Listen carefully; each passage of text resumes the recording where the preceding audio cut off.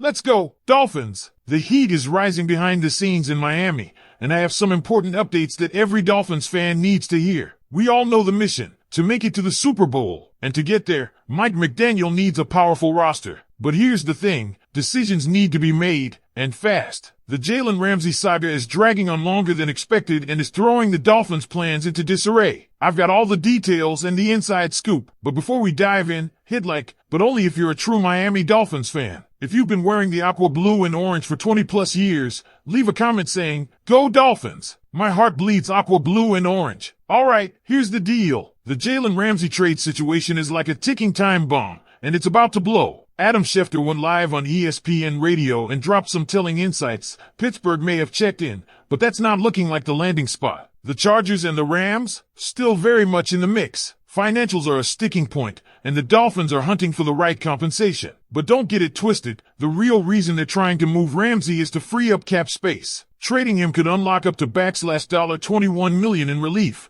and that's a big deal. So why hasn't the trigger been pulled yet? Because the compensation doesn't match the financial benefit. It's that simple. And while Greer is dragging his feet, it's slowing down other critical decisions, including whether to go after someone like Jair Alexander. This isn't just about Ramsey. It's about how his uncertain status is affecting the rest of the roster. It's a logjam, and it's holding the Dolphins back. But here's where things get more interesting. While Ramsey's future hangs in the balance, Terron Armstead has been dropping serious praise on rookie Chop Robinson. Armstead listed Chop as the fourth best pass rusher he's faced, calling his get-off and bend elite. He even compared him to Von Miller. Yes, that Von Miller. Chop started slow but came on strong late last season, and if he continues this trajectory, Armstead believes he could lead the league in sacks in the near future. Imagine that, Chop on one edge, Chubb on the other, and Phillips wreaking havoc. The Dolphins might finally have the terrifying pass rush they've been missing, but they need to stay healthy. And this trio? It could be a nightmare for opposing quarterbacks if it's managed right. Armstead is hyped, and honestly, so should we be. But again, it all circles back to Greer. Will he do what's needed to support this defense? Don't hold your breath. Meanwhile, Tyreek Hill, after a roller coaster of an offseason, is sounding like a true believer again. After some troubling comments earlier this year that made fans wonder if he was on his way out,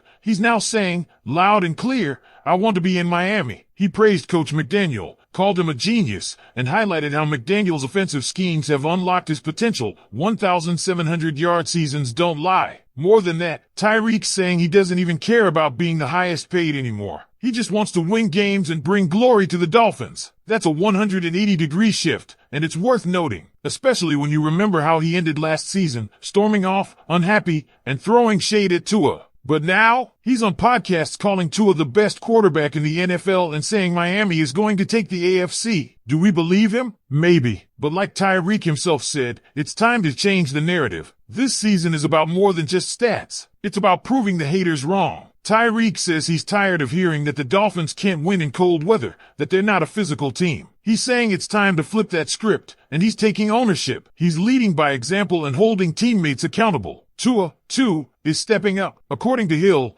Tua has matured as a leader. He's cursing out linemen when protection breaks down, and he's controlling the offense like a true franchise QB. And Tyreek doesn't make those comparisons lightly. He likened it to what he saw in Patrick Mahomes during their early days in Kansas City. Now, if that doesn't make you raise an eyebrow, I don't know what will. And yet, despite all these strong words, the ghosts of last season still linger. The 2024 campaign was a disappointment, no sugarcoating it. High hopes were dashed. So this year, it's about showing up and proving something. The fans are tired of hype. We want results. And the players, at least the ones speaking up, seem to get that. Culture is the buzzword, and McDaniel is leaning heavily on locker room leaders like Tyreek, Chubb, Arnold, and Waddle to enforce it. But talk is cheap. Can they deliver when it counts? Let's pick up right where we left off. The Dolphins are talking the talk, but now it's time to walk the walk. And let's be honest, the margin for error this season is razor thin. Between the lingering uncertainty around Jalen Ramsey and the franchise's culture reset,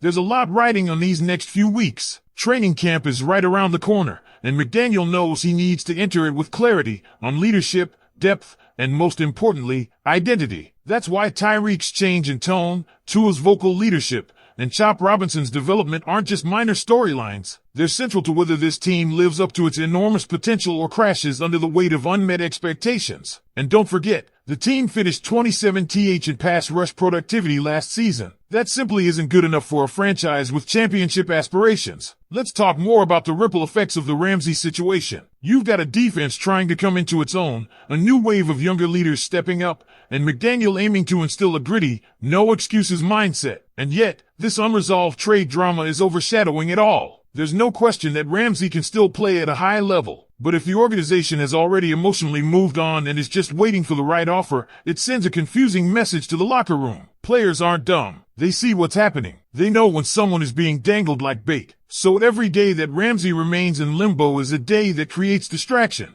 and Greer is the one allowing it to happen. And about Greer, how is this man still calling the shots? Fans have been fed up for years, and rightfully so. Draft misfires, free agency fumbles, and now dragging feet on critical personnel decisions? If the Dolphins fall short again this year, there should be zero hesitation. Clean house. McDaniel has earned time, but Greer, he's on borrowed time already. The moves, or lack thereof, this offseason could very well be his final legacy in Miami. And if this team fails again, don't be surprised if the front office is finally held accountable. But let's shift back to the field, because one storyline that deserves a spotlight is Chop Robinson's potential breakout. This isn't your typical rookie project. According to Armstead, Chop is the real deal, possessing elite quickness, bend, and an instinct for the ball that could make him a game wrecker off the edge. The idea of lining him up with Chubb and Phillips is more than exciting. It's strategic dynamite. It gives Miami versatility, depth, and speed that could overwhelm even the best defensive lines. But the key is usage. If McDaniel and DC Anthony Weaver can creatively rotate those three while maximizing their one-on-one matchups, this pass rush could jump from 27th to top 10. That's how you win games in January. And if you want a Super Bowl team, you need more than talent. You need belief. That's where the new locker room culture comes in. Tyreek said it himself. This team is tired of being labeled soft or unable to win in cold weather. The Dolphins have been bullied in the postseason and embarrassed in physical games. That's not a skill issue, it's a mindset issue. And now, with vocal leaders stepping up and calling out the old narratives, the team finally seems ready to shake off that reputation. But like I said before, show me. Talk is cheap. Changing culture means producing results. Winning in December. Dominating in Buffalo. Finishing drives. Closing out games. Tyreek Hill calling Tua the best quarterback in the NFL isn't just blind loyalty, it's a challenge. Tua has heard the doubts. He knows the questions about durability, arm strength, and poise under pressure. This year, it's put up or shut up. Tyreek says Tua is holding teammates accountable now, cussing out linemen when they miss blocks, demanding precision in routes. That's the kind of fire this team needs. But Tua has to take it further. He has to own the offense, take over games, be the reason they win, not just the guy riding a wave of talent around him. And this is why the team's identity going into 2025 is so critical. Right now, the Dolphins are at a crossroads. On one side, the same old narrative, flashy offense, soft defense, good not great coaching, early playoff exit. On the other, a total reinvention, toughness, resilience, team-first mentality, winning football in all